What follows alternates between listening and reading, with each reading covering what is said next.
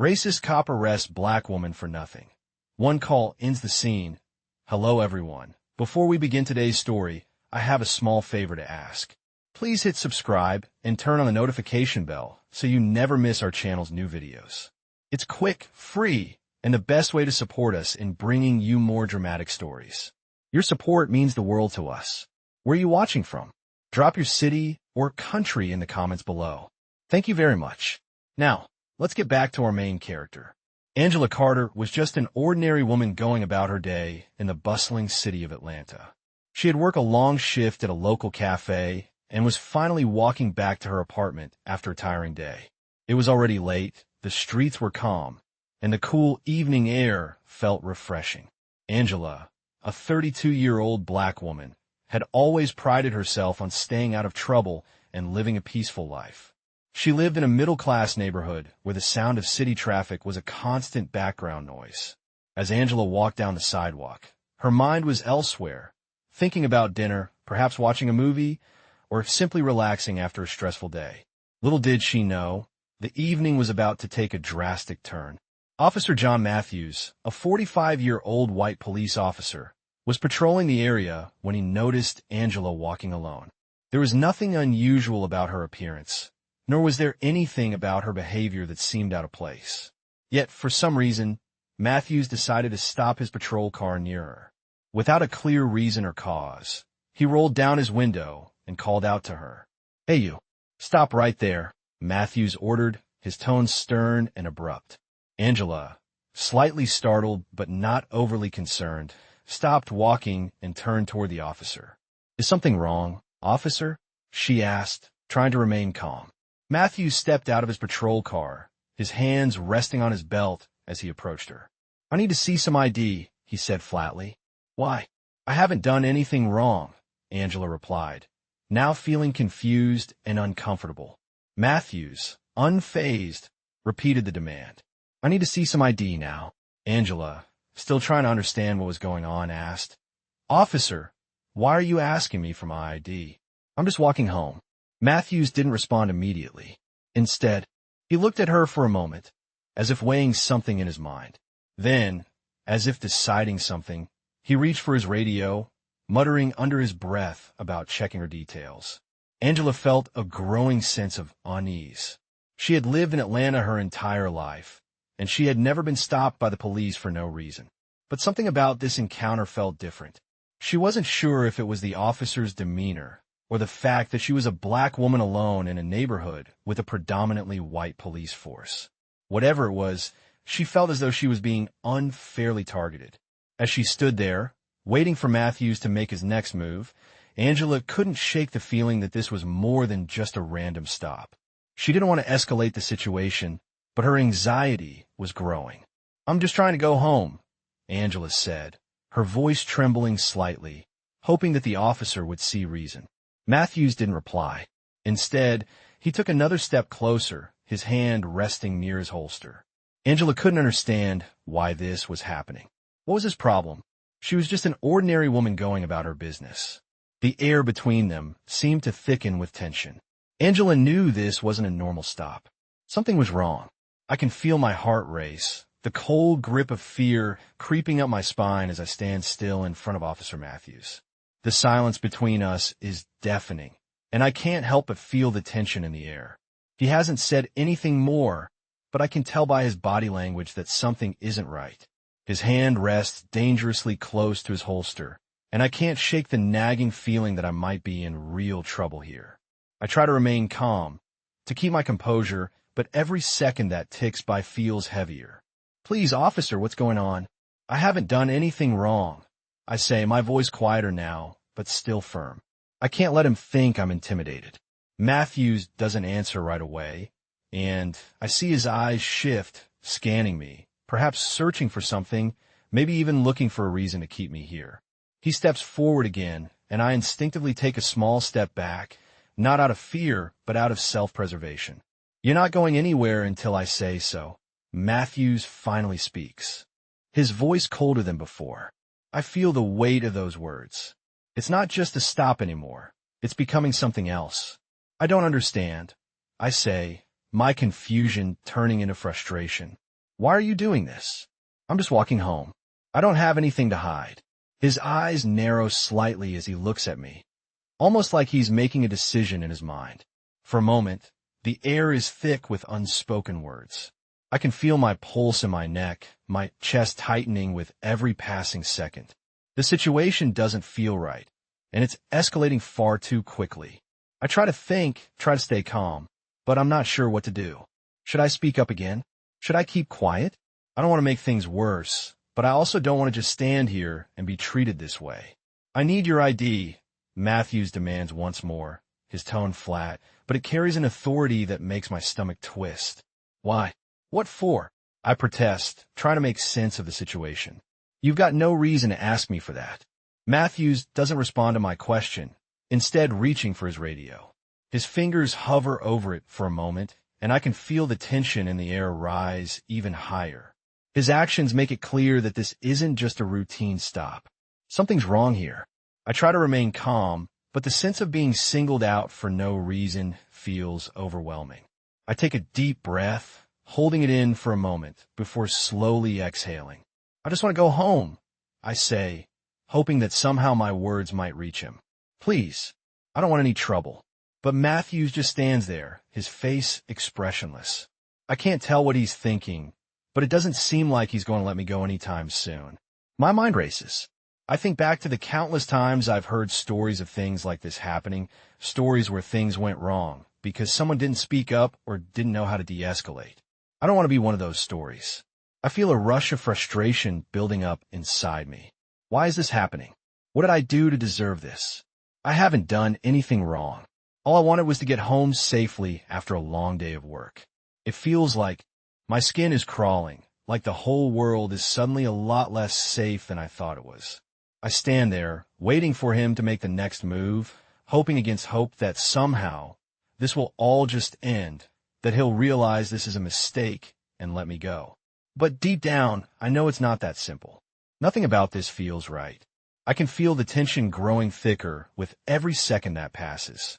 Matthews is still standing there, not saying much, but his presence is oppressive.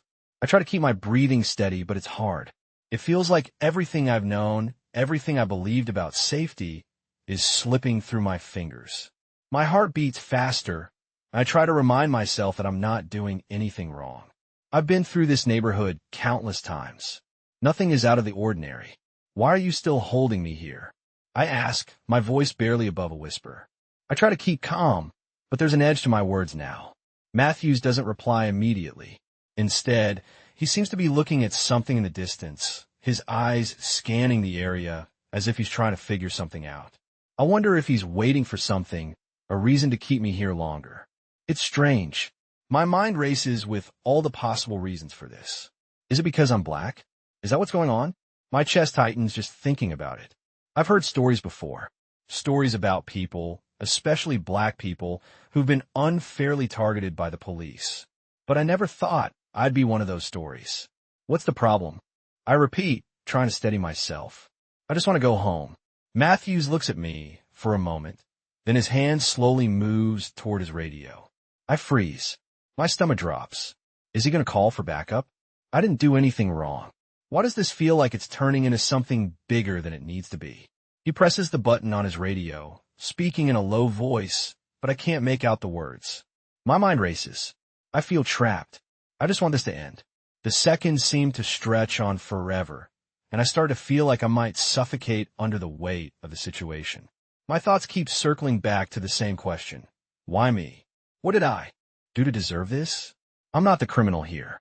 I didn't break the law. All I did was walk home after a long shift at work.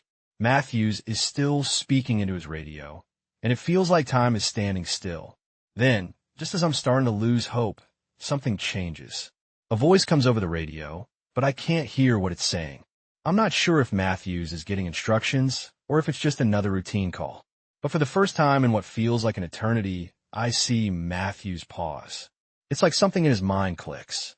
He stands there, his eyes on me, then back at the radio, and then he slowly lowers his hand. I don't know what to think. A part of me is relieved, but the other part of me is still on edge. Is he going to let me go? Or is he just waiting for the right moment to make another move? My heart is still racing, and I can feel my body trembling. The silence between us stretches on, and I realize just how long I've been standing here, caught in a moment that feels like it could go in any direction. I want to believe that this is over, that I'll be allowed to leave, but I can't shake the feeling that it's not that simple. I haven't done anything wrong. Why is this still happening? Why do I feel like I'm being treated like a criminal when I'm not? I stand there, trying to breathe, trying to calm my nerves, but every fiber of my being is telling me that I'm not free yet. I stand there, my body still tense, my heart pounding like it might break through my chest. Matthews is silent, his radio now at his side, and I can't help but feel this strange mix of relief and uncertainty. My body wants to move, to take that first step and leave, but something holds me back. What if he stops me again? What if there's more to this? I glance down at the sidewalk, trying to steady my thoughts. Everything about this situation feels wrong. It's not just about me being stopped. It's the way it all unfolded. The way he approached me. The way his demands came without explanation. The way I felt like I was being singled out for no reason. Ugh. Silence between us stretches on, and the weight of it presses down on my chest. Just let me go. I think to myself, silently pleading. And then, almost out of nowhere, I hear a sound. A voice. It's coming from a distance, but I can tell it's loud enough to carry. Someone is calling out, and for a moment, I think I'm imagining it. But no, it's real. The voice is clear now, and I realize it's someone talking to Matthews, someone who's not me. I look up quickly, my eyes scanning the area. A man is walking down the street, his steps quick, but purposeful. He's got his phone in his hand, and he's speaking loudly enough for me to hear him, even though he's still quite a ways away. Hey, what's going on over there? The voice rings out again, and this time, Matthews seems to notice. He turns his head slightly, his attention drawn away from me, just for a moment. And in that moment, my heart skips a beat. The stranger keeps walking closer, and his voice grows louder. Why are you stopping her? What's the reason for this? His tone is firm, but not aggressive, just questioning, just wanting to know what's happening. Matthews doesn't respond at first. He just stands there, his eyes shifting toward the man, but then back to me, as though he's weighing his options. I can't quite see the man's face yet, but his presence, his questioning, gives me a small sense of hope. Maybe he's seeing what I'm seeing, the injustice of this moment. The stranger steps closer, and now I can see him clearly. He's a middle-aged white man, wearing a denim jacket and jeans, his hair a little messy, as if he's been out for a while. But it's not his appearance that catches my attention. It's the fact that he's not backing down. He's standing there, watching Matthews, waiting for an answer. And then Matthews finally speaks, his voice somewhat hesitant. I'm just doing my job. The words sound hollow, like he's trying to justify himself, but I don't buy it. The stranger doesn't seem convinced either. Your job? He repeats, his voice rising just a little. Is this how you're supposed to be doing your job? Stopping people for no reason. The confrontation is subtle but sharp, and for the first time since I was stopped, I feel like someone is on my side. The man keeps his eyes on Matthews, his expression unwavering, as if daring the officer to give a reasonable answer. Matthews shifts his weight, clearly uncomfortable now. She's just being questioned, he says, but the words sound weaker now, as if he's trying to deflect the heat coming from the stranger. The man doesn't budge. She didn't do anything wrong. You don't have the right to hold her like this. The words hit me like a wave, and for a moment, I just stand there, taking them in. It's like a weight is being lifted from my shoulders. I'm not alone anymore. I can't help but feel a bit of relief as the man's presence seems to change the dynamics. Matthews looks at him, then back at me. And for the first time in a long while, I feel like I might actually have a chance. A chance to go home. A chance for this madness to end. The stranger's voice rings out again, steady and sure. She's free to go, right? Matthews hesitates for a moment. And then, after what feels like an eternity, he steps back slightly. Fine, he mutters, his voice almost too quiet for me to hear. The man's eyes never leave him, and for a split second, I think Matthews might say more. But instead, he just stands there, and I'm finally allowed to take a step forward. It's not over, not yet, but in that brief moment, I feel a spark of hope. I can finally move, finally leave. The weight of the situation lifts, and the air feels lighter. I glance back at the stranger, wanting to thank him, but he's already walking away, his head held high, as if he knew he'd done the right thing. And for the first time in what feels like forever, I'm able to walk away too, my feet carrying me away from the scene, away from the fear, and toward the safety of home. I take a deep breath as I walk away from the scene, each step feeling lighter than the last. The adrenaline that had surged through my body only moments ago is now starting to fade, but my mind is still racing. The events that just unfolded keep replaying in my head. For a few seconds, I thought I might not make it out of that situation without more trouble. But now, as I put distance between myself and Officer Matthews, I can't help but feel a mix of emotions. I feel relief, but there's also this underlying frustration, a sense that this shouldn't have happened in the first place. Why was I stopped? Why did things escalate the way they did? I wish I had the answers. The stranger who intervened, he was my lifeline, my hope in a moment where I felt completely helpless. I glance around, still taking in the unfamiliar sense of safety as I walk down the street. I try to focus on the simple things, the soft hum of the city in the distance, the streetlights casting their glow, the cool breeze on my face. I try to calm myself down, but my thoughts keep swirling. I know that what happened to me isn't an isolated incident. It happens to so many people every day. People like me, people who are often seen as threats for no reason other than the color of their skin. It's an exhausting thought, but it's the reality. The stranger's words, "She didn't do anything wrong. You don't have the right to hold her like this," echo in my mind. Those words, that simple statement of truth, were a reminder of the power we all have in those moments, when we stand up, when we speak out, when we don't let things slide.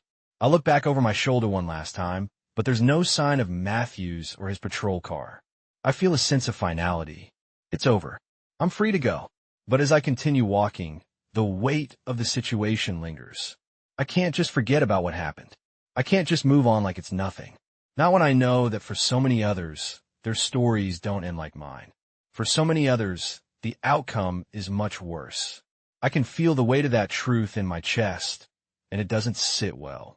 It makes me want to do something, anything, to make sure that what happened to me doesn't keep happening to others.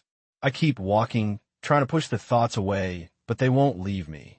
The memories of that night, the fear, the uncertainty, the injustice will stay with me. But I also know that what I experienced is a story that needs to be told. A story of survival, of standing up when it feels like the odds are stacked against you. It's not just my story. It's the story of so many others, too. As I finally turn the corner toward my apartment building, I realize that even though the night feels calmer now, I'm not the same person who walked down this street just a few hours ago. I've seen the raw side of reality, the fear, the power, the unfairness, but I've also witnessed the power of one person stepping in, speaking up, and making a difference. I walk up to my door, unlock it, and step inside, but my mind stays outside, lingering in the streets. The world feels a little different now. The air feels a little heavier, but somehow I feel a little stronger, too. I sit on my couch, the apartment feeling unusually quiet now that the chaos of the night has settled. I look around, noticing the small things, dust on the shelves, the dishes in the sink, the clock ticking on the wall. It's all so normal, so mundane, but my mind is elsewhere. The events of the evening keep replaying over and over again. The sudden stop, the tension, the stranger who intervened, Matthews backing off. It all feels like a surreal dream, but it was real. My hands are still trembling slightly, but I'm trying to breathe through it. I know I should be grateful that it ended the way it did, that I wasn't arrested, that nothing escalated further. But part of me feels a deep sense of unease. Why did it have to happen in the first place? Why did I have to be the one to experience this? And why do so many others face this same kind of situation every day?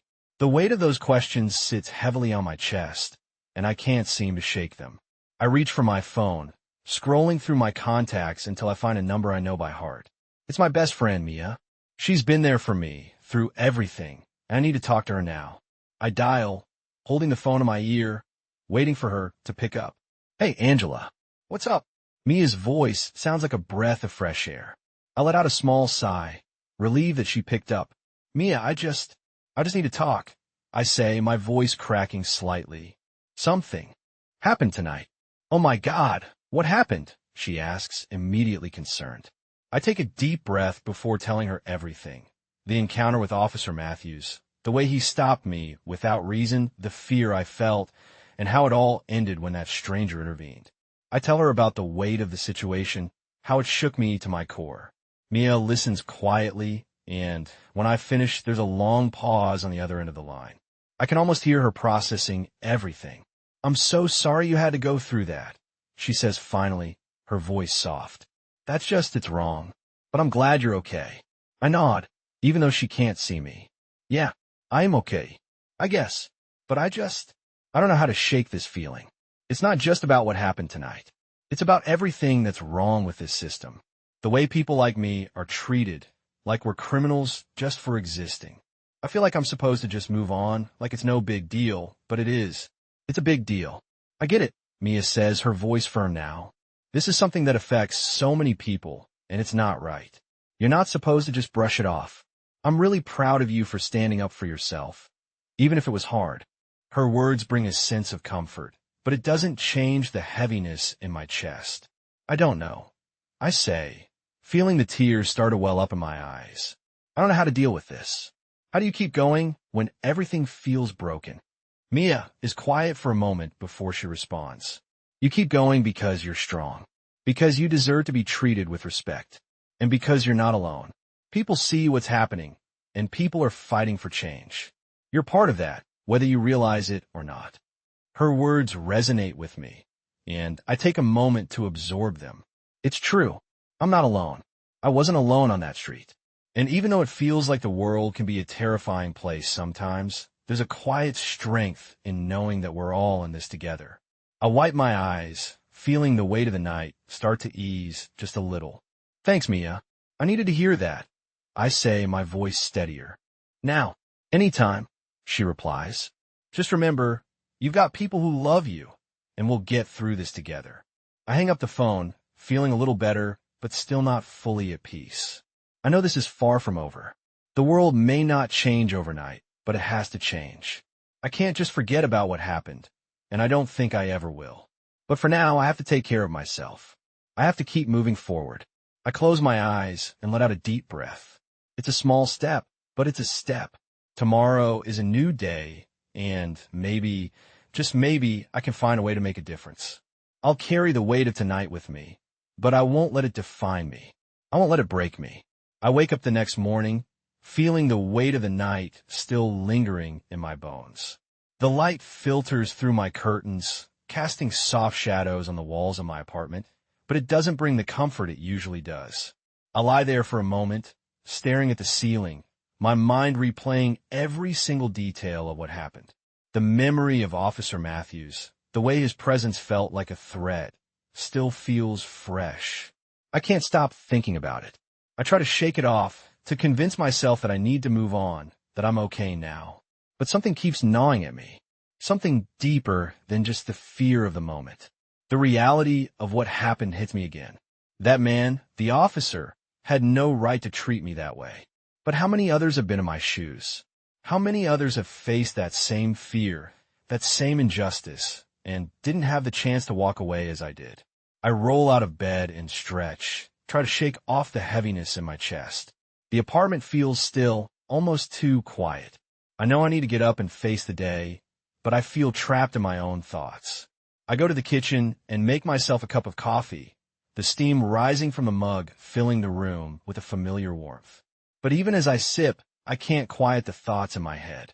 The stories I've heard, the news reports, the social media posts, it's all part of a bigger picture. A picture that includes people like me, people who are black, who face discrimination just for existing. I finish my coffee, setting the mug down on the counter. I know I have to keep moving forward, but how do I do that when the world feels so broken? How do I move past the fear, the anger, the helplessness? As I get ready for the day, I try to push those thoughts aside, focusing on the tasks ahead. I pull on a jacket, check my phone, and head out the door. The air outside is crisp, the sky overcast, but I can't shake the feeling that something in me has shifted. I walk to the bus stop, my mind still heavy, but I'm doing my best to focus on the now, on the steps I'm taking in the present. The bus arrives, and I board it, finding a seat by the window. As the bus moves through the city streets, I can't help but notice the people around me. Some are focused on their phones, others stare out the windows, lost in their own thoughts. But as I look at them, I realize something: I'm not alone. We all carry something with us. We all have our own stories, our own struggles, our own battles. Some of us might hide it better than others, but it's there. I realize then that maybe that's what it is. I'm not just a person who's been through an awful experience. I'm a person who can use that experience to help others, to speak out, to make sure that what happened to me doesn't happen to someone else. I can be a part of something bigger. The bus rumbles on, and I begin to feel a sense of calm settling over me. Maybe it's not about moving on from what happened. Maybe it's about taking what I've learned, what I've felt, and using it to fuel the change I want to see. As I get off the bus and make my way to work, I feel different. The weight is still there, but it's not as heavy as it was yesterday. I still have a long way to go, and there's still so much work to do. But today, I feel like I'm ready. Ready to face the world, ready to make a difference. And maybe, just maybe, if we all keep pushing, things will start to change. Slowly but surely. I wake up the next morning with a sense of heaviness still lingering in my chest.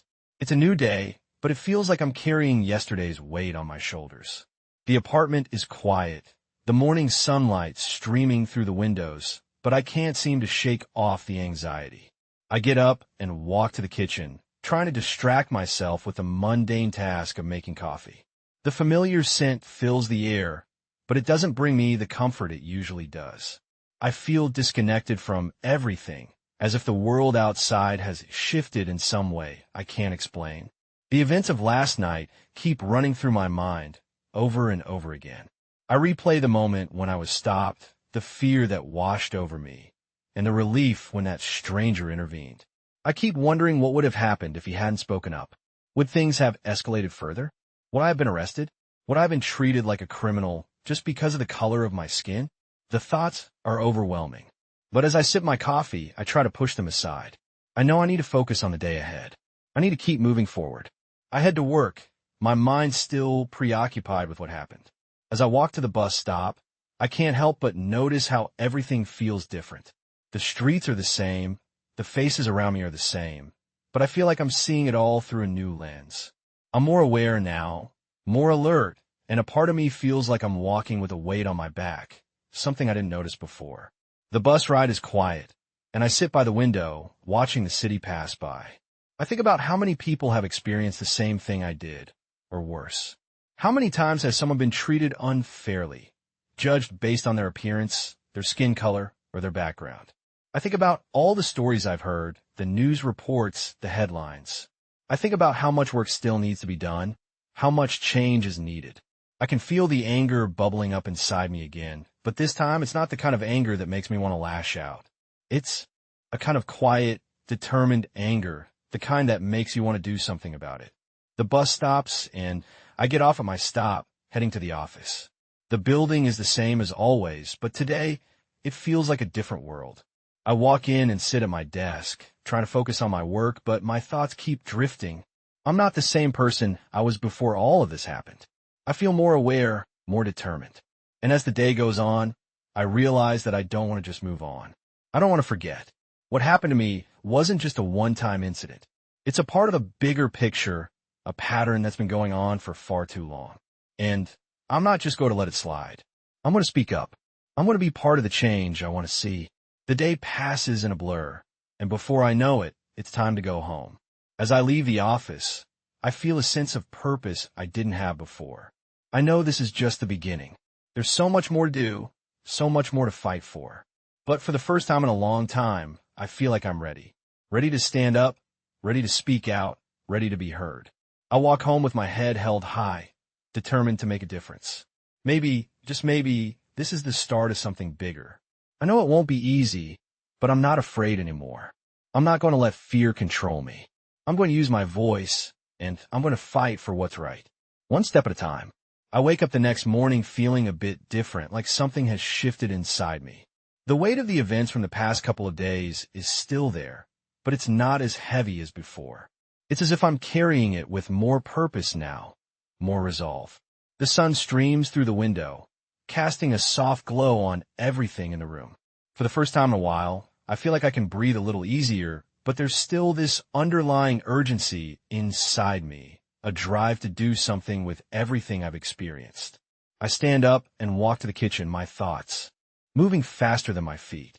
I pour myself a cup of coffee, the hot steam rising from the mug as I stare out the window, deep in thought. It's strange. I've been going through the motions, but now I realize that everything has changed. I've been questioning my place in this world, my role in the bigger picture, and what I'm supposed to do next.